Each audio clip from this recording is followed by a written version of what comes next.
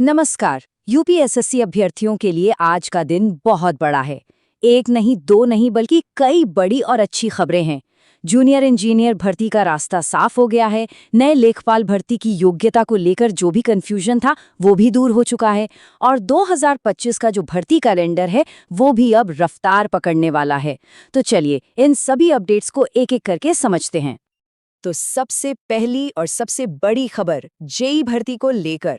जी हाँ, जिस याचिका की वजह से ये पूरी भर्ती प्रक्रिया रुकी हुई थी ना, उसे हाईकोर्ट ने खारिज कर दिया है।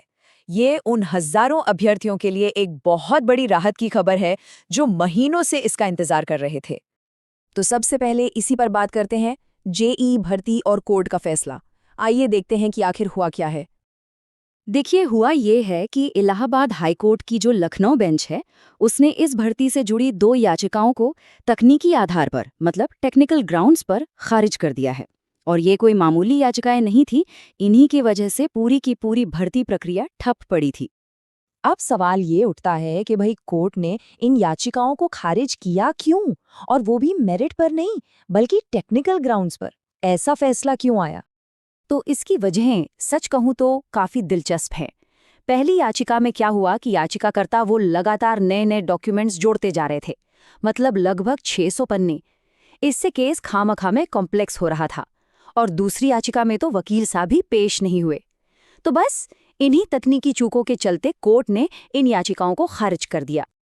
तो इसका सीधा सीधा मतलब क्या है? मतलब ये है कि भर्ती प्रक्रिया के आगे बढ़ने का रास्ता फिलहाल के लिए साफ हो गया है। हाँ, ये हो सकता है कि याचिकाकर्ता दोबारा सही तरीके से अपील करे, पर अभी जो सबसे बड़ी रुकावट थी ना, वो हट चुकी है। तो जेई वालों के लिए तो राहत की खबर है, लेकिन बाकी भर्तियों का क्या? तो अब बात करते हैं कि दूसरे अभ्यर्थियों के लिए क्या सलाह है। देखिए, अब जो भी अभ्यर्थी एजीटीए, कंप्यूटर ऑपरेटर या फिर लोअर पीसीएस जैसी भर्तियों का इंतजार कर रहे हैं, उनके लिए अब प्रोएक्टिव होने का, मतलब सक्रिय होने का बिल्कुल सही समय है। आयोग जाकर सचिव से मिलना, ज्ञापन सौंपना और अपनी भर्ती की स्थिति पर स्पष्टता मांगना बहुत जरूरी है, ताकि प्रक्रिया में तेजी आए। चलिए अब आते हैं उस भर्ती पर जिसका इंतजार शायद सबसे ज्यादा लोगों को है। सेक्शन 3, नई लेखपाल भर्ती की पूरी जानकारी। अब लेखपाल भर्ती को लेकर ना सबसे बड़ा सवाल हमेशा से इसकी योग्यता का ही रहा है। क्या सीसीसी जरूरी होगा? क्वालिफिकेशन में कोई बदलाव तो नहीं होगा? चलिए आज इस पर से पर्दा उठाते हैं। तो लीजिए पहली खुशखबरी, लेखपाल पद के लिए सिर्फ और सिर्फ 12वीं पास की योग्यता ही मांगी जाएगी। इसमें कोई भी बदलाव नहीं है। और अब दूसरी और शायद सबसे बड़ी राहत की बात, इस भर्ती के लिए सीसीसी सर्टिफिकेट की कोई भी जरूरत नहीं होगी।